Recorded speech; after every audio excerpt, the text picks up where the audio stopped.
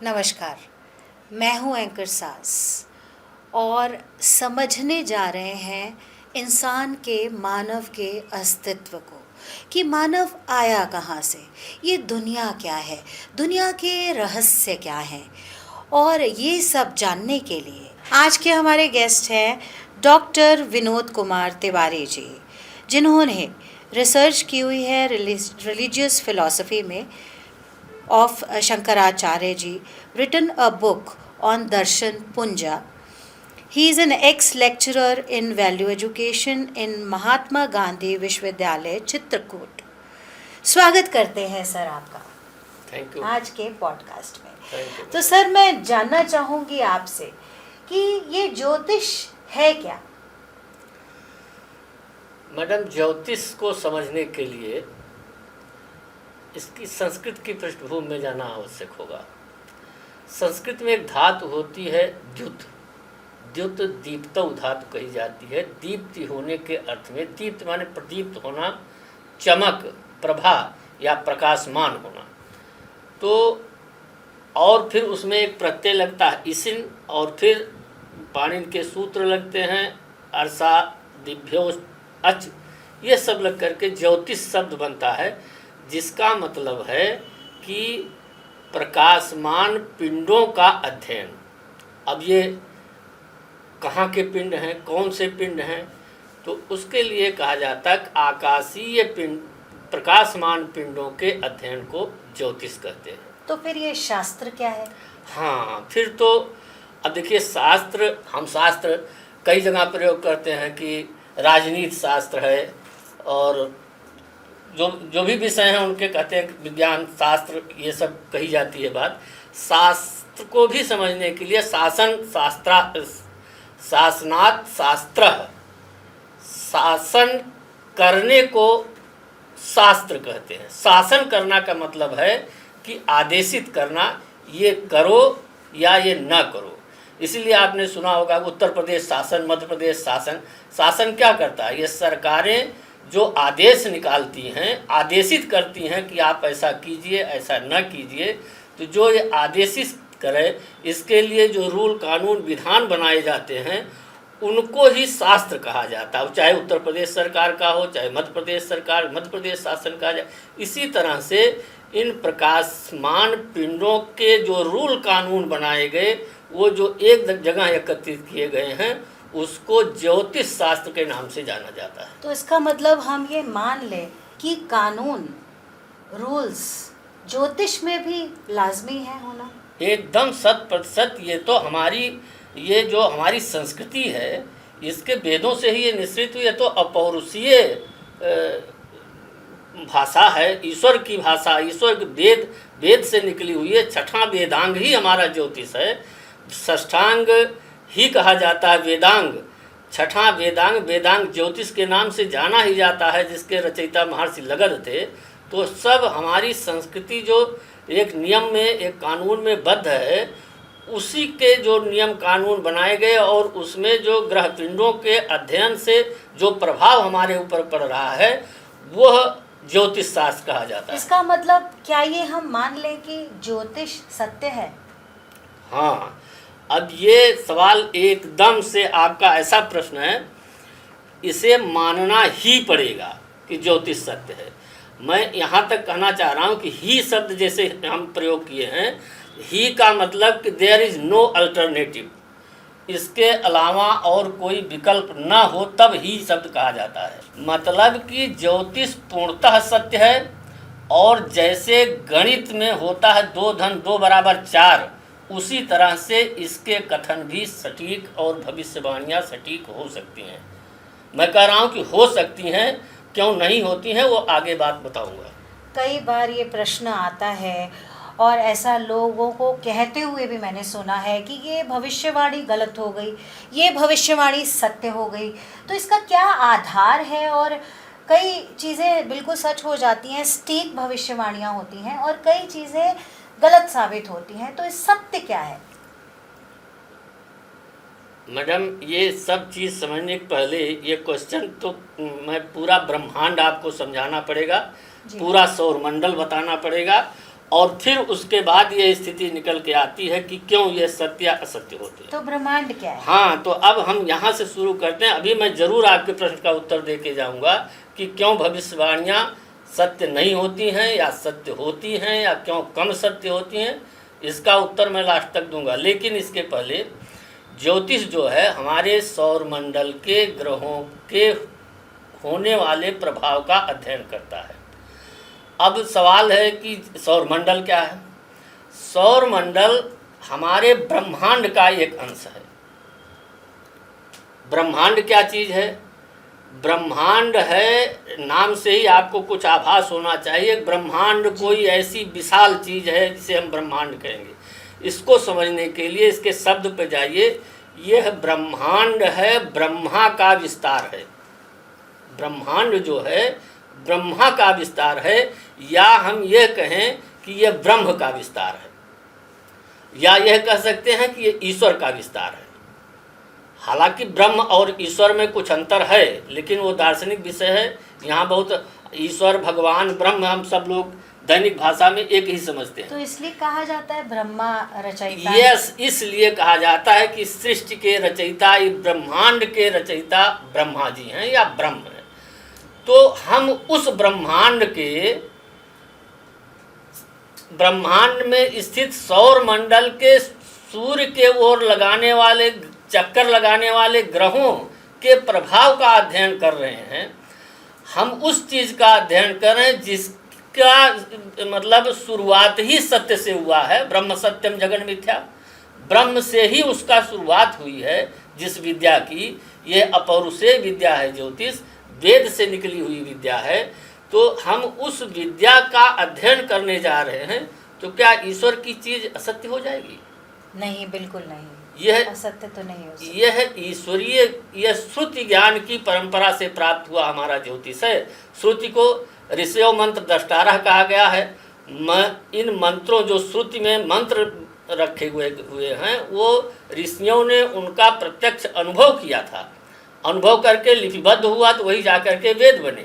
वेदों की व्याख्या के लिए 6 अंग बनाए गए, जिसे 6 वेदांग कहा जाता है। उसमें छठा वेदांग है ज्योतिष। अब उस ज्योतिष की बातें आप कर रहे हैं कि सत्य होगी कि नहीं होगी, या सत्य असत्य हैं, क्या असत्य हैं, इसके लिए लेकिन जरूरी है कि आपको इस सृष्टि का ज्ञान हो, ब्रह्म की जानकारी हो, ईश्वर की जानकारी हो, आत्मा की जानकारी हो, ज्ञान क्या है इसकी जानकारी हो, मोक्ष की जानकारी हो, और हम क्या हैं, हमारी वस्तुति, हमारा अस्तित्व क्या है। क्या हम उस ईश्वर के अंश या ब्रह्म के अंश हैं? क्या हमारा अंशी और अंश जो हम दिखाई दे रहे हैं, क्या यही एक ही है दोनों चीज़? अगर दोनों चीज़ एक हैं तो उसी की भाषा तो है, उसी की बात तो करने जा रहे हैं हम ज्योतिष में। जी जी जी, ये सुनने में अक्सर आता है कि आत्मा परमात्मा की बातें, और हर इंसान में आत्मा का निवास है, हर इंसान में परमात्मा का निवास है। बिल्कुल जी, ये इसीलिए तो जो है ये कहा गया आत्मा परमात्मा दोनों एक हैं। आत्मा आचार्य शंकराचार्य ने अद्वैतवाद की स्थापना ही की कि ये आत्मा और ब्रह्म दोनों दो नहीं हैं, अद्वैत दो नहीं है, यही उनका सिद्धांत था। एक है, एक है। अच्छा, एक कहने का मतलब उन्होंने ये नहीं कहा कि आत्मा और ब्रह्म एक हैं, बल्कि उन्होंने कहा कि दो नहीं हैं। ऐसा कहने का भी एक अभिप्राय था कि हम उस विराट सत्ता को जब कहते हैं कि हम कोई चीज़ है, तो इसका मतलब कि जैसे हम जानते हैं कुछ थोड़ी सी जगह है जिसको हम जानते हैं, कह देते कि है, हम उसका वर्णन सकारात्मक रूप में, विधेयात्मक रूप में, पॉजिटिव वे में कर ही नहीं सकते, क्योंकि वो इतना बड़ा ऐसा है। हम कहें कि ये ब्रह्म जो है वह मतलब इतना बड़ा है, हम असीमित व्यक्ति हैं, हमारे पास वो वस्तुएं ही नहीं जिससे उनकी तुलना कर सके, सीमा ही नहीं है, वो शब्द ही नहीं, वो तो असीम सत्ता है ना। तो उसकी व्याख्या के लिए हम ससीम मानव जब बैठे हुए हैं, तो क्या यह संभव है? इसीलिए हमारे ऋषियों मुनियों ने यह कहा कि न इति नेति नेति कह के ब्रह्म का वर्णन किया गया है। उसका जो भी वर्णन किया गया वो कहा गया कि ऐसा नहीं है, ऐसा भी नहीं, ऐसा भी नहीं, ऐसा भी नहीं। इसका मतलब यह नहीं है कि कुछ नहीं है, वह सब कुछ है। जो भी चीज़ हमारी आंखों से दृश्य है, जो हमें दिखाई पड़ता है, वह केवल वह ही नहीं है, उसके अतिरिक्त भी बहुत कुछ है। जी जी जी, तो ये समझ में आता है इस कन्वर्सेशन के दौरान कि ज्योतिष एक साइंस है। इसे ज्योतिष मानना पड़ेगा कि कुछ प्रमाण तो हैं इसके पीछे। बहुत बड़े प्रमाण हैं। ये जितने हमारे वेद शास्त्र ग्रंथ हैं, सब प्रमाण ही तो हैं। जी ये इनमें जो बातें कही गई हैं वो क्यों सत्य नहीं है? कैसे आप कह सकते हैं? आप ईश्वर को नहीं मानेंगी? तो फिर वो क्यों कहते हैं लोग कि हमारी गणना गलत हो गई? यस, यही क्वेश्चन है। जी इसी के लिए मैं कह रहा हूँ ब्रह्मांड और ज्योतिष को, सौर मंडल को समझना पड़ेगा। जी मूल प्रश्न आपका यहाँ आके रुक जाता है कि ये क्यों सत्य हैं, क्यों भविष्यवाणियाँ क्यों सत्य होती हैं, क्यों? किसी की तो बिल्कुल सटीक और बिल्कुल सत्य आती है भविष्यवाणी, और किसी की जो है बिल्कुल गलत आती है, और वो कहते हैं कि ये गलत है, ज्योतिष शास्त्र जो है ये तुम लोग गलत बिलीव करते हो, तुम्हारे बिलीफ सिस्टम में ही कुछ प्रॉब्लम है। देखिए, दो तरह से लोग इसको गलत कहने वाले होते हैं। जी एक तो जो जिनको कुछ भी ज्ञान नहीं है, सबसे निचले स्तर में जो कहें, अगर हम कहें कि बुद्धिहीन हैं समझिए, को कहते हैं ज्योतिष वोतिष तो कुछ होती नहीं है, तो बेकार की बातें हैं, फ्रॉड हैं। तो इसमें क्या आस्तिक और नास्तिक भी आता है? अब बता रहा जी, हूँ। तो जो नास्तिक टाइप के लोग हैं वो ऐसा कह सकते हैं कुछ नहीं होता। एक वो होते हैं जो तर्कतः समझना चाहते हैं कि ये गलत है, कोई क्यों कहते हैं कि सही है। तो उसको मैं समझाने के लिए मैं वही चीज़ बताने चल रहा हूँ कि उनकी बुद्धि जितनी है वो समझ रहे हैं कि ये हम इस हिसाब से पूछ रहे हैं, लेकिन हमारे कहने का मतलब है कि ब्रह्मांड हमारा, यद्यपि हम उसकी विशालता का आकलन नहीं कर सकते, है ना, क्योंकि हम ससीम मानव जाति हैं, वो ब्रह्मा की सृष्टि है, ब्रह्म की सृष्टि है। उस ब्रह्मांड में आप 10 खरब सौरमंडल की जगह है, ये कहा गया है हमारे यहाँ, और 20 खरब मिल्की वे होते हैं, आकाश गंगा। 20 खरब आकाश गंगा उसमें समाहित हो सकती है, और 100 से लेके 400 अरब तारे उसमें हैं। जहाँ 10 खरब सौरमंडल समाहित हो सकता है, उस एक सौरमंडल में हमारे 9 ग्रह हैं। हमारी पृथ्वी भी एक ग्रह है, लेकिन ग्रहों में इनकी गणना, आपका क्वेश्चन ये होना चाहिए था कि पृथ्वी जो है ये 9 ग्रहों में क्यों सम्मिलित नहीं है। पृथ्वी ग्रह है हमारी, इसलिए ग्रह है कि सूर्य के चक्कर लगाने वाले जो भी आकाश पिंड हैं वो सब ग्रह कहे जाने चाहिए। हमारी पृथ्वी, उसमें चंद्रमा है, मंगल है, बुध है, बृहस्पति है, शुक्र है, शनि है, राहु केतु हैं, और पृथ्वी भी है, लेकिन पृथ्वी को उन 9 ग्रहों में गिना नहीं जाता। तो पृथ्वी भी ग्रह है? पृथ्वी भी एक ग्रह है। 9 ग्रहों में गिनती क्यों नहीं की जाती, उसका एकमात्र कारण है कि ग्रहों को समझने के लिए इनका प्रभाव हमारे ऊपर पड़ता है ना जी।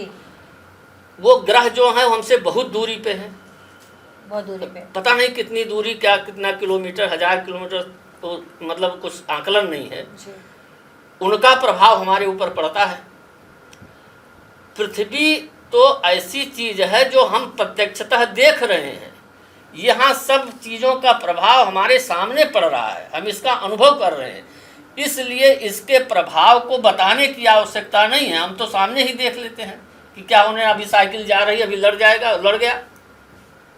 लेकिन वो जो प्रभाव हमें नहीं दिखाई पड़ रहे हैं, जिन आकाश पिंडों के, उनको उन ग्रहों में रखा गया है। पृथ्वी भी एक ग्रह है, हम उसके एक प्राणी हैं, और हमारे ऊपर उन ग्रहों का क्या प्रभाव पड़ रहा है उसका अध्ययन करने वाले हैं हम। इसलिए पृथ्वी को उन ग्रहों की सूची में नहीं रखा गया है, जबकि पृथ्वी भी एक ग्रह है। जी जी जी। तो हमारा सौर ब्रह्मांड कितना विशाल है, और उसमें पृथ्वी भी है, और पृथ्वी कितनी विशाल है आप समझिए। पूरा भूमंडल हमारा विश्व कितना बड़ा है। उस विश्व में जो है इंडिया कितना बड़ा है। इंडिया में उत्तर प्रदेश हम नोएडा में बैठे हैं मान लीजिए। अब उस नोएडा में हम कितने छोटे, परमाणु से बराबर से भी छोटी स्थिति में हैं जी। तिनके और हम सोच रहे हैं कि उस पूरे ब्रह्मांड के आधार पे हम ऐसी चीज बता दें जो एकदम सत्य साबित हो जाए। उस असीम सत्ता द्वारा चलाए जा रहे ग्रहों नक्षत्रों के कितने प्रकाश किस कोण से, कितनी गहराई से हमारे ऊपर पड़ रहे हैं पृथ्वी मानव जीवन पे, पृथ्वी पर रहने वाले लोगों पे। यह इतना आसान नहीं है कि वो पूरी तरह से जो भविष्यवाणी कोई हम जैसा आदमी या मानव प्राणी जो करेगा वो एकदम सत्य हो जाएगा। इसके लिए आवश्यक है कि सारे शास्त्रीय ग्रंथों का भरपूर अध्ययन चाहिए और कौन ग्रह किस स्थिति में कहाँ पे है, कितना बलवान है, कितने अंश देशांतर पर स्थित है, किस कोण में है, उसके नक्षत्र कौन हैं, वो कहाँ कहाँ पर हैं और उन नक्षत्रों की क्या स्थिति है। ये सारी चीज़ें जब आकलित की जाएंगी और अच्छा जानकार होगा तब वह ऐसा सत्य निकाल के देगा जिसे कोई कह नहीं पाएगा कि ये नहीं होगा, और वो घटित होगा। जो असत्य होती हैं भविष्यवाणियाँ, उसका कारण यही है कि हमको उतना ज्ञान नहीं है और उतना ज्ञान बहुत आसानी से हो भी नहीं सकता है कि ये सब ज्ञान 10 मिनट के अंदर लोग कुंडली बचवाना चाहते हैं कि 10 मिनट में हमको जो है देख के बता दीजिए हमारा क्या होना है। 10 मिनट में उन ग्रहों नक्षत्रों जो हमसे इतनी दूर हैं, किस कोण पे हैं, कितनी दूरी पे हैं हमसे, और उनका सही एकदम आकलन, उनके प्रभाव क्या होते हैं उन पे। चूँकि दुनिया में इतनी घटनाएं जो हम जानते हैं, इतनी घटनाएं घटित होती हैं, उन सब किरणों के प्रभाव, उन किरणों के प्रभाव से सारी घटनाएं घटती हैं। तो एक स्पेशल घटना की बात हमसे पूछी जा रही है, उनके उस किरण से कितने तरह की घटनाएं घटित होती हैं, उनमें से यह घटना घटित होगी कि नहीं घटित होगी, यह बताना है उनको। तो इसके लिए तो कई दिन लगना चाहिए सही सही आकलन करने के लिए।